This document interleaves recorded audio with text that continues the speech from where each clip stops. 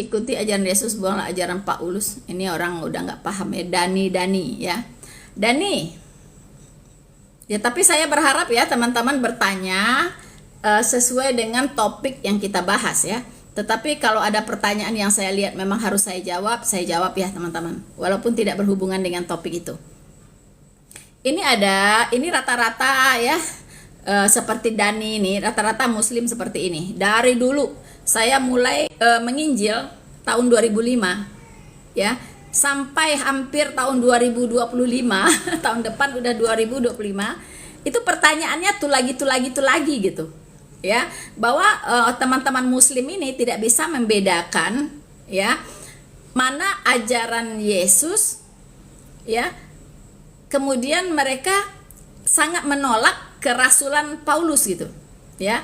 Jadi katanya orang Kristen itu mengikut ajaran Paulus. Kan lucu teman-teman.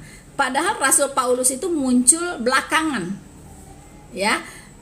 Rasul Paulus itu muncul belakangan justru setelah Tuhan Yesus terangkat ke sorga, ya, setelah kebangkitannya dari kematian. Nah, setelah dia terangkat, barulah dia menunjuk Paulus sebagai rasul, dipakai untuk rasul untuk bangsa-bangsa non-Yahudi.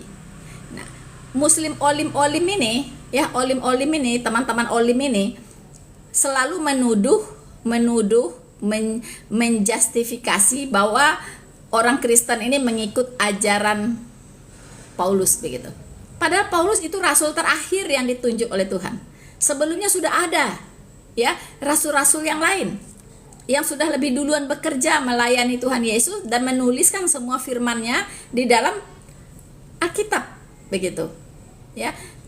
Dan sebutan Kristen itu sudah diberikan sebelum Paulus menjadi rasul. Masih berprofesi sebagai teroris, penganiaya jemaat Kristen. Ya kan? Nah, olim ini sengaja mengabaikan rasul-rasul yang sebelumnya sudah melayani Tuhan Yesus, sudah mengajarkan ya, sudah menulis apa mengenai ajaran-ajaran yang disampaikan oleh Tuhan Yesus yang harus mereka tulis. Ya.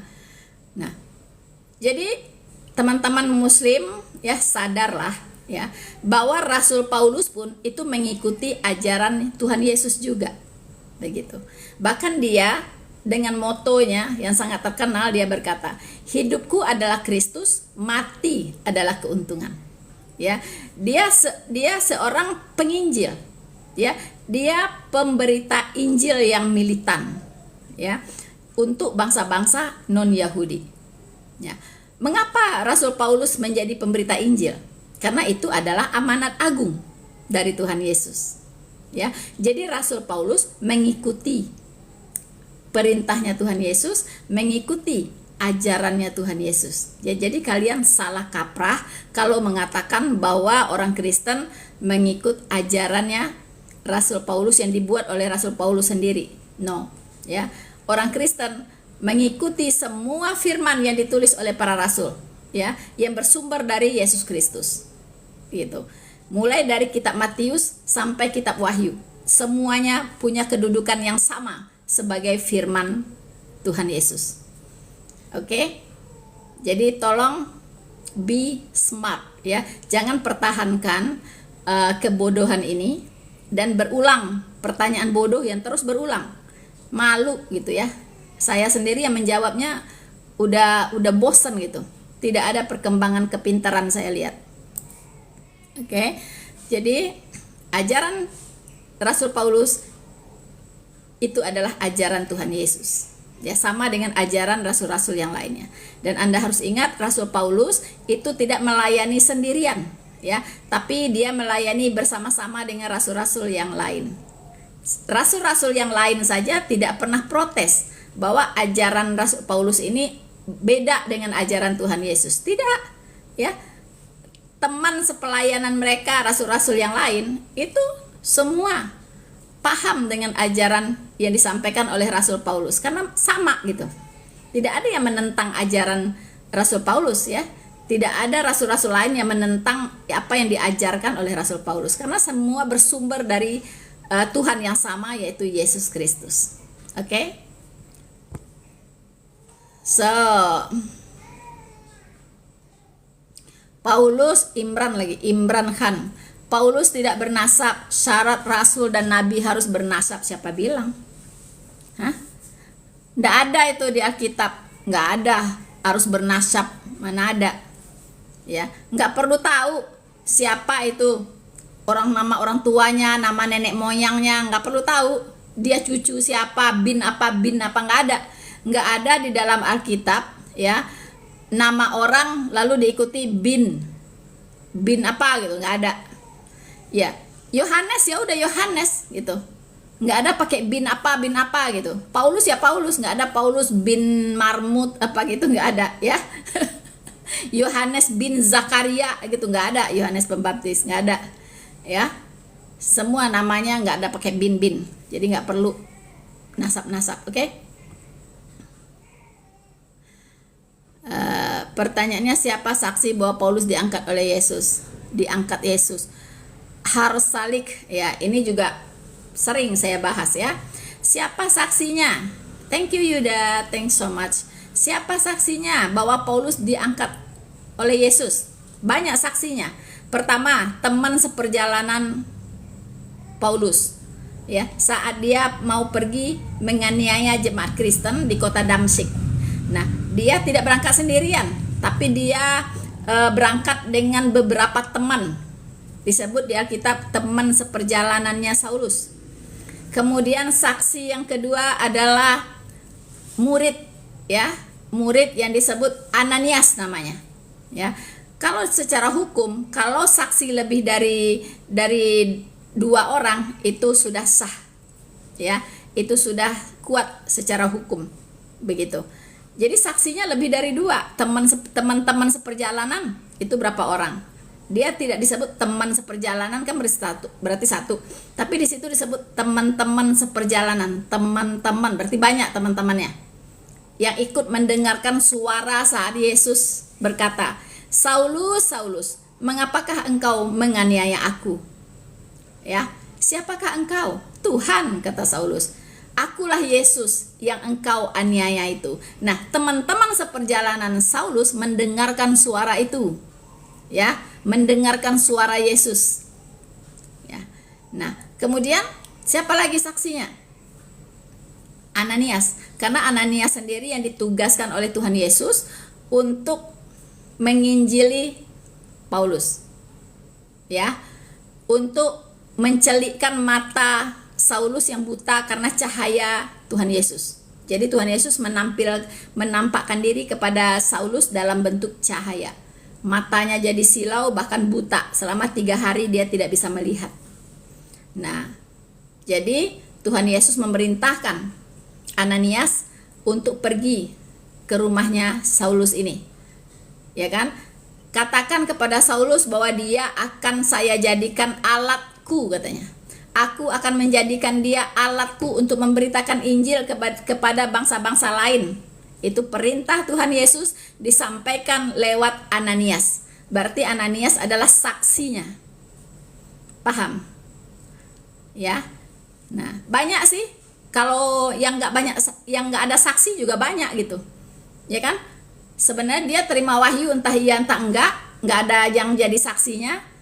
Ya. Tapi dia berkata dia terima wahyu. Nah, itu secara hukum tidak kuat. Batal secara hukum karena tidak ada saksi.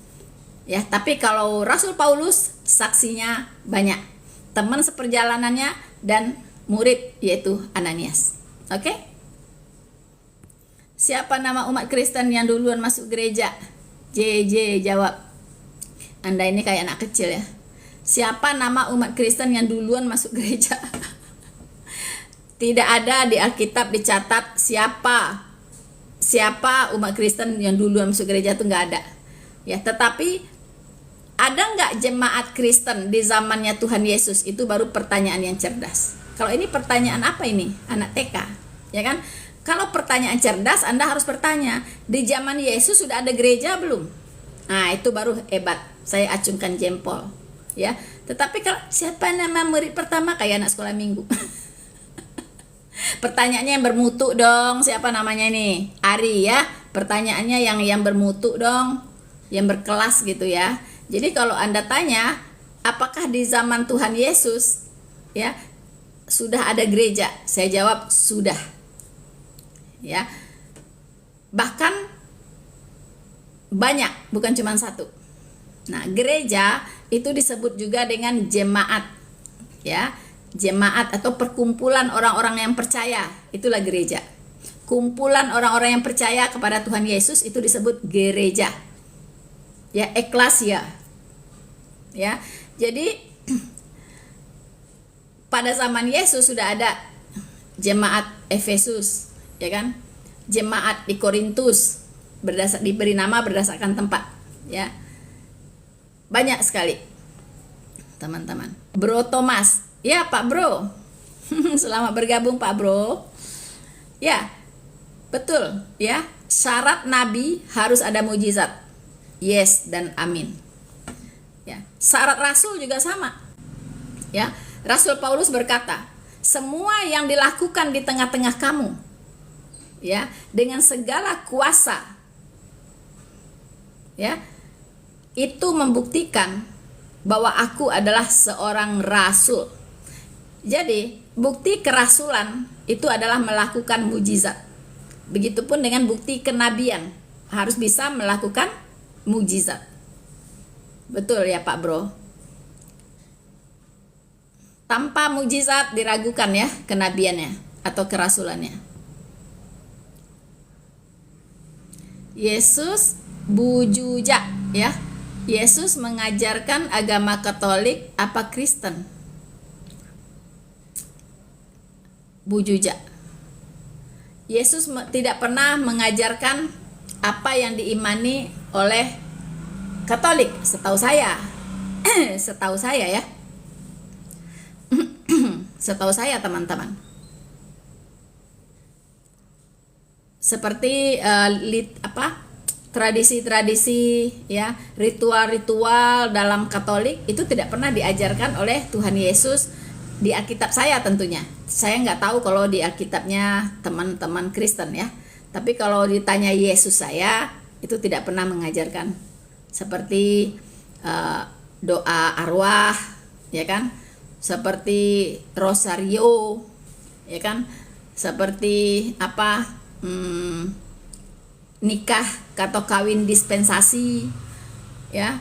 Itu semua tidak ada diajarkan oleh Tuhan Yesus saya yang ada di kitab saya ya, teman-teman. Nah, karena Anda bertanya kepada saya jawab demikian. Begitu. Tuhan Yesus saya tidak pernah mengajarkan berdoa kepada Maria nanti menyampaikan, tidak pernah, ya. Nah, ya kalau ingin tahu lebih jelas, tentunya Anda harus bertanya kepada saudara yang Katolik. Karena kami punya Alkitab juga beda gitu. Ya kan?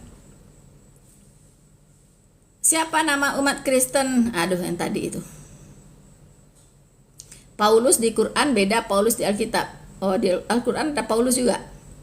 Siapa nama umat Kristen? Aduh, yang tadi sering-sering banget sih pertanyaan ini. Siapa yang duluan masuk? Siapa nama umat Kristen yang duluan masuk surga? Siapa nama umat Kristen yang duluan masuk surga? Belum ada yang masuk surga, ya.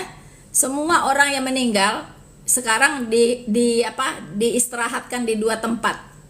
Satu, orang-orang yang tidak percaya kepada Tuhan Yesus itu diamankan, ya, atau diparkirkan, ya, namanya di dunia orang mati, ya.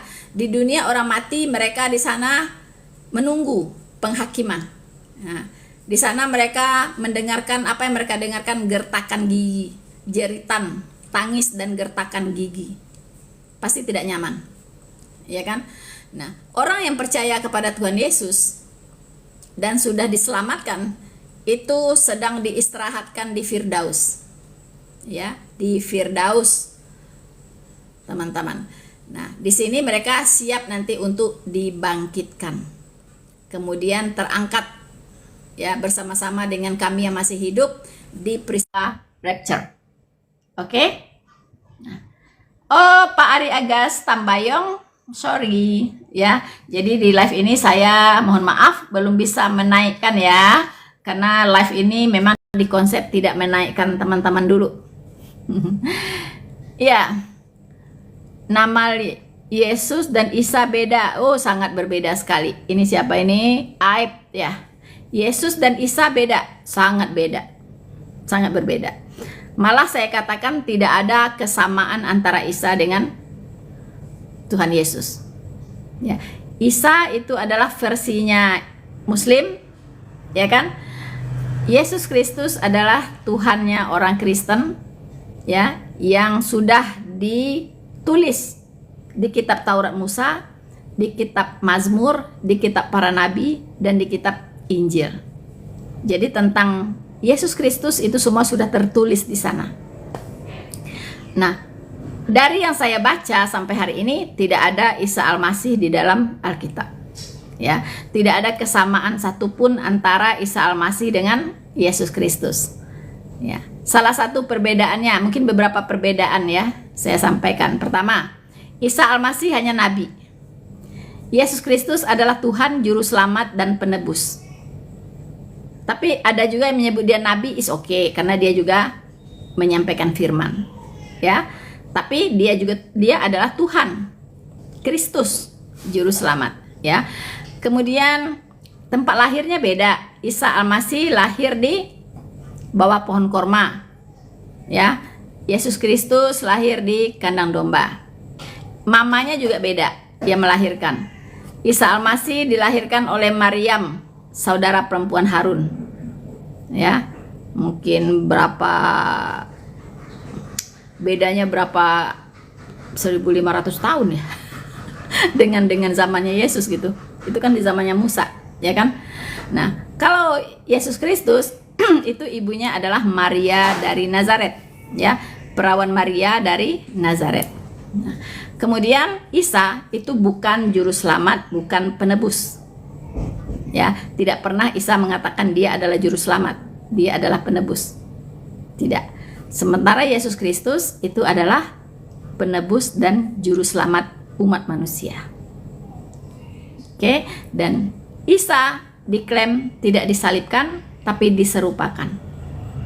Sementara Yesus Kristus sudah dinubuatkan 700 tahun sebelum penyaliban itu terjadi.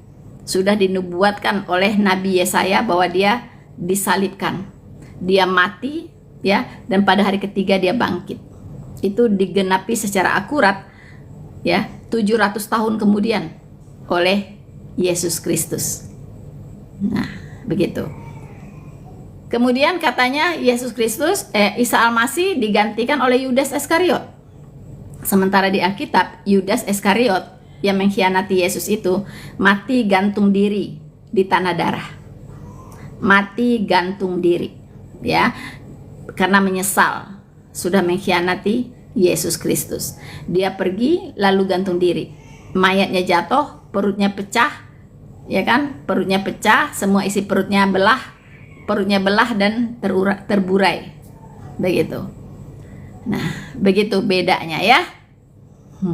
Dan katanya nanti kalau di Isa Al-Masih datang, ya, akan datang di akhir zaman katanya untuk mematahkan salib dan membunuh babi, kira-kira begitu, ya. Tetapi Yesus Kristus akan datang, ya, untuk apa? Untuk mengalahkan antikristus, ya, Dajjal, ya. Jadi kerajaan Kristus atau kerajaan 1000 tahun itu akan terbentuk setelah Yesus Kristus menghabisi semua Dajjal ini. Jadi berbeda. Oke. Nah, sekian dulu ya. Jadi itu perbedaannya. Nah, kalau Anda ingin tahu lebih spesifik lagi dengan dukungan ayat-ayatnya, Anda bisa masuk ke channel Noverina Solihin, ya, dan Anda di situ bisa mencari Yesus sama dengan Isa itu fakta atau tidak gitu. Nah, ya. Jadi silahkan menyaksikan untuk lebih lengkapnya ya jawaban saya. Yesus dan Isa yes beda. Paulus, Imran Khan, Paulus menyembah dewa Horus. Paulus yang mana itu? Salah orang kali Anda. Anda salah orang ya. Terima kasih, gara-gara Anda banyak yang mu'alaf. Oh, puji Tuhan lah, berarti saingan saya masuk surga semakin sedikit. R belambangan ya. Terima kasih, gara-gara Anda banyak yang mu'alaf. Puji Tuhan, berarti saingan saya masuk surga semakin sedikit. Puji Tuhan. Apa nih? Kalau Yesus ternyata mengaku Islam dan mewarisi Islam kepada pengikutnya bagaimana? Dan tulis apa maksudnya? Kalau Yesus ternyata mengaku Islam dan mewarisi Islam kepada pengikutnya bagaimana? Bagaimana? Dan tertulis, tidak ada tertulis di Alkitab Yesus Kristus tidak kenal Islam ya, karena Islam baru ada di abad ke-7. Kristen ajaran doktrin Paulus bukannya Imran Khan. Saya nggak tahu ya, Imran Khan ini Anda terlalu banyak belajar dari orang-orang guru yang salah ya. Kristen ajaran doktrin Paulus bukan ajaran Yesus. Anda menyimpulkan itu berdasarkan apa? Ya, kok bisa menyimpulkan seperti itu? Anda belajar dari mana ya? Janganlah mau dibodoh-bodohi ya. Belajar, baca Alkitab sendiri. Ya, baca Alkitab sendiri. Anda kan diberikan otak, Anda diberikan apa? Akal sehat, akal budi, ya kan? Anda pakai dong, pakai baca Alkitab. Ya, dan Anda akan tahu mana yang benar, mana yang salah. Jangan Anda hanya dengar-dengar dari guru yang nggak benar. Akhirnya bodoh seperti itu ya. Kalau saya dulu, teman-teman nggak mau dengar-dengar dari mana-mana. Waktu saya mencari Tuhan yang benar, Tuhan yang Maha Esa itu, saya lepaskan tuh ya. Semua ibarat gelas itu saya kosongkan dulu teman-teman. Saya nggak mau terikat dengan dogma-dogma dari si A, si B, si C, nggak mau saya. Pokoknya saya pakai apa yang diberikan oleh Tuhan kepada saya, yaitu pikiran, hati nurani, akal budi, saya pakai ya untuk membaca langsung dari sumbernya, yaitu kitab suci. Baik kitab suci saya yang lama maupun Alkitab. Begitu. Dan puji Tuhan, Tuhan sendiri yang membimbing saya sampai saya menemukan kebenaran itu. Ya, sampai saya menemukan Tuhan yang Maha Esa itu, Tuhan yang Maha Benar itu, yang satu-satunya. Begitu. Ya.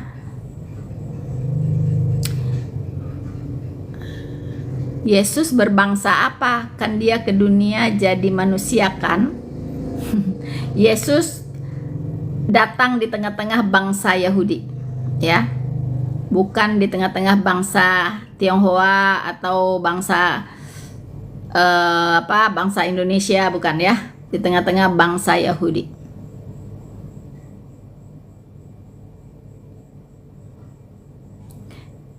Yesus itu tulisan Romawi, bukan Israel. Maksudnya Yesus itu adalah nama dari sorga, ya. Nama dari sorga, bukan di pemberian Maria, bukan ya, karena sudah dikatakan atau berita yang dibawa oleh malaikat Gabriel, dan dia berkata kepada Maria, wahai Maria, engkau akan mengandung dan engkau akan melahirkan seorang bayi dan engkau akan menamai dia Yesus. Itu nama dari sorga ya. Mau bahasa Romawi kayak mau bahasa apa kayak gak penting ya. Yang penting nama Yesus itu nama dari sorga. Oke, yang disampaikan, yang dibawa oleh malaikat Gabriel. Bahkan di perjanjian lama ya, itu dinubuatkan ya, bahwa seorang dara akan mengandung dan dia akan melahirkan seorang anak dan dia akan menamainya Immanuel ya. Immanuel itu artinya Allah beserta kita. Jadi yang lahir itu adalah Allah yang hidup di tengah-tengah manusia. Yesus dari Roma Hong Kong. Yesus dari Roma. Kristen ini.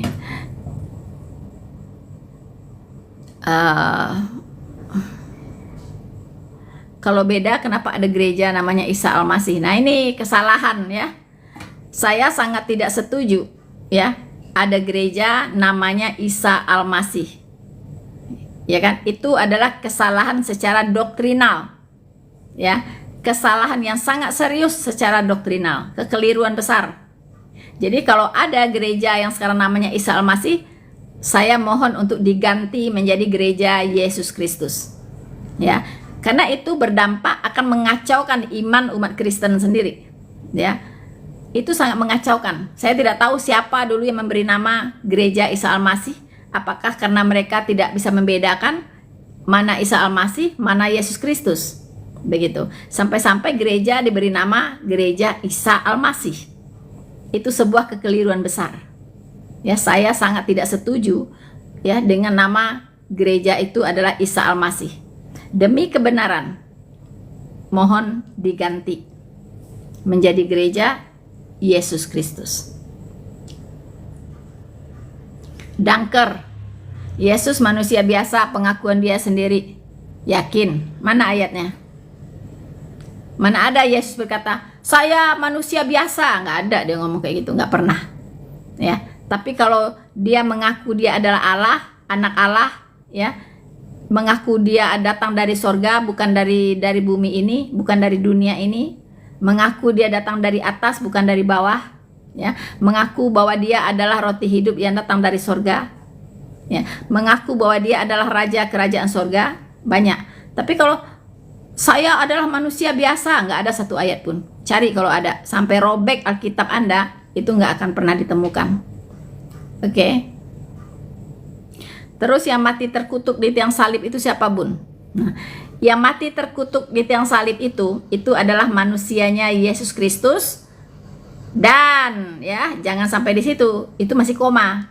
Ya, itu adalah Yesus Kristus dalam keadaannya sebagai manusia yang sedang menanggung kutuk seisi dunia, menanggung dosa seisi dunia. Ya, jadi dia yang mulia dijadikan terkutuk karena dia sedang menanggung dosa Anda, ya, dosa nenek moyang Anda, dosa seluruh manusia di dunia ini ditimpakan di pundaknya. Nah, makanya di sana dikatakan terkutuklah dia yang tergantung di kayu salib. Bukan karena kutuk dia sendiri, bukan karena dosa dia sendiri, dia tidak berdosa. Ya, dia maha kudus, maha suci, tidak berdosa. Tetapi dia saat itu sedang menanggung dosa Anda dan dosa seisi dunia ini. Paham? Oke? Thank you, idealis.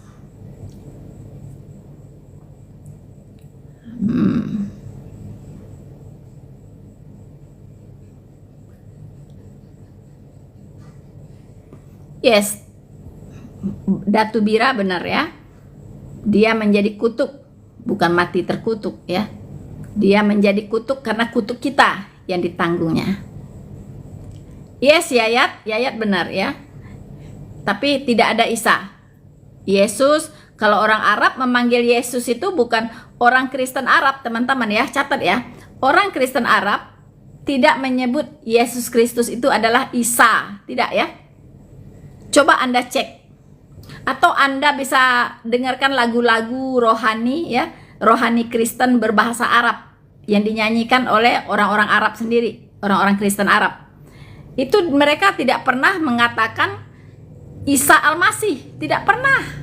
Mereka menyebut Yesus dengan Yesu, mereka sebutnya Yesu ya. Coba Anda dengarkan orang-orang Kristen yang menyanyikan lagu-lagu rohani Kristen. Nggak ada dia bilang Isa Al-Masih, nggak ada. Dia sebutnya Yesu, itulah Yesus ya. Jadi nggak ada, nama Yesus tidak pernah dirubah menjadi Isa Al-Masih, tidak ada. Jangan salah ya. Mau tanya Bu, apakah Ibu setuju Yesus disalib? Dari tadi nggak dijawab. Oh ya, saya baru baca pertanyaan Anda. Dia disalibkan itu adalah atas kehendaknya sendiri. Itu adalah rancangannya dari semula. Saya sebagai umatnya tentu sangat setuju apapun kehendak Allah, saya setuju gitu. Ya, apapun kehendak Allah, apapun kehendak Tuhan, saya tidak ada pilihan lain, saya harus setuju. Tidak mungkin saya menentang dia. Begitu, memang itu adalah kehendaknya. Dia berkata, memang untuk inilah aku datang, untuk disalibkan, untuk mati dan disalibkan dan bangkit pada hari ketiga. Sebelum dia disalibkan, dia kemana-mana, ya, ke rumah-rumah ibadah orang Yahudi sudah memberitahukan, ya, bahwa anak manusia itu akan disalibkan, akan mati dan bangkit pada hari ketiga. Ya, bahkan dia berkata, ya, bait Allah ini akan dirobohkannya dan pada hari ketiga akan dia bangun kembali. Itu semua adalah pesan-pesan Injil yang dia sampaikan. Dia memberitakan tentang dirinya sendiri kepada para pemuka Yahudi di rumah-rumah ibadah orang Yahudi. Begitu, ya. Memang untuk disalibkan dia datang. Memang untuk mati dia datang ke dunia ini untuk menggantikan saya, Anda dan semua orang berdosa dihukumkan karena dosa. Tapi bedanya saya menerima dia sebagai juru selamat saya. Ya, sebagai Tuhan saya. Artinya dia sudah mengambil alih penghukuman atas diri saya karena dosa. Dia sudah menyelesaikan dosa saya. Dosa saya yang dulu, dosa saya yang hari ini, dan dosa saya yang akan datang. Itu sudah ditanggungnya di kayu salib. Nah, sekarang bukan Rina Solihin yang dulu lagi. Rina Solihin yang dulu itu sudah disalibkan bersama-sama dengan Kristus. Ya, itu manusia lama saya. Sekarang adalah manusia baru. Ya, Rina Solihin yang baru. Yang lahir dari air dan roh. Ya. Hidupku bukan aku lagi, tetapi Kristus yang hidup di dalam aku. Paham?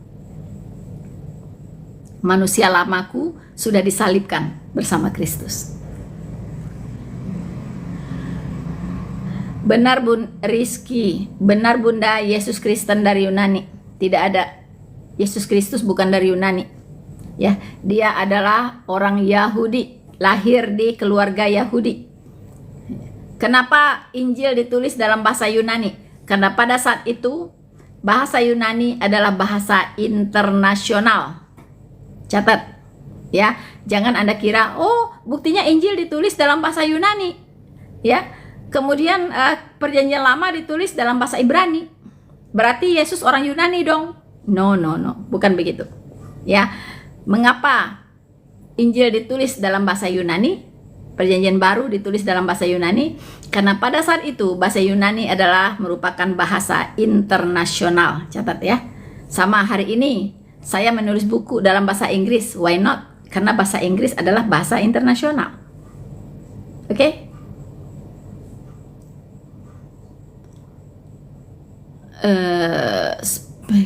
Apa nih? Data Bira. Amin Karyano ya. Terus yang mati tadi Isa Almasih itu kan soal bahasa Bu, jadi tidak masalah. No, Sandrita TW, bukan sekedar bahasa, bukan sekedar nama, ya. Bahasa Arabnya Isa Almasih, bahasa ininya, bahasa Alkitabnya Yesus Kristus, bukan begitu, bukan sekedar itu. Tadi saya sudah uraikan bedanya A, B, C, D, E, F dan seterusnya. Beda eksistensi, beda story-nya, ya, beda hakikatnya, beda teman-teman, ya. Jadi bukan beda nama doang, beda semuanya. Jadi jangan pernah disamakan Isa Almasih dengan Yesus Kristus. Sesat Anda kalau disamakan, terutama orang Kristen, ya. Iman Anda nanti akan jadi abu-abu, begitu, ya. Karena tidak samalah, maka umat Islam, ya, gencar menyerang kekristenan, gencar menyerang ketuhanan Yesus, gencar menyerang ajaran-ajaran Tuhan Yesus, gencar menyerang Alkitab, ya. Karena ketidaksamaan itu. Kalau sama nggak mungkin mereka menyerang kekristenan, gitu. Ya, justru karena tidak sama. Jadi sadarlah wahai teman-teman, ya, tidak sama. Oke? Nah, kalau tidak sama, lalu apa yang mau diperdebatkan? Ya, satu mengatakan Yesus Kristus disalibkan untuk pengampunan dosa. Itu ada fakta sejarahnya. Secara teologisnya kuat, ya kan? Fakta teologisnya kuat, fakta historisnya kuat. Lalu ada yang mengklaim katanya Yesus tidak disalibkan tapi diserupakan. Anda salah. Itu bukan Yesus Kristus tapi Isa Al-Masih. Ya, jadi kalau Anda mau katakan tidak disalibkan tapi diserupakan, itu adalah Isa Al-Masih, bukan Tuhan Yesus kami. Oke? Jadi jangan dipertentangkan sesuatu yang tidak sama. Sesuatu yang berbeda tidak perlu dipertentangkan. Apa yang mau dipertentangkan? Orang beda kok. Oke? Jadi mulai hari ini berhentilah untuk mempertentangkan Kristus, Tuhan Yesus. Dia hanya nabi, dia bukan Tuhan. Yang hanya nabi itu adalah Isa Al-Masih Anda. Ya, tapi Yesus Kristus itu adalah Tuhan, pencipta alam semesta ini. Dia adalah Jehovah, Elohim yang datang ke dunia menjadi manusia. Oke, jadi tidak perlu mulai hari ini dipertentangkan antara Isa Al-Masih dengan Yesus Kristus. Tidak sama. Oke.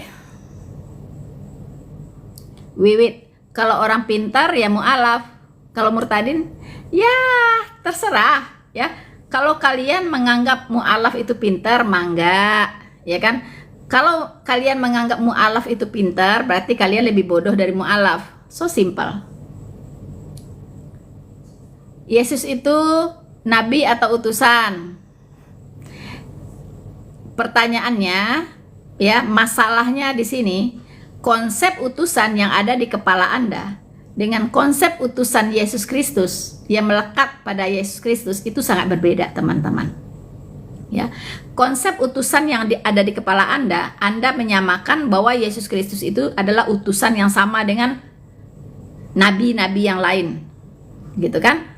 Seperti Musa, ya, seperti Daud, ya, seperti ya sebut aja lah Yeremia, ya, Joshua dan lain-lain, ya.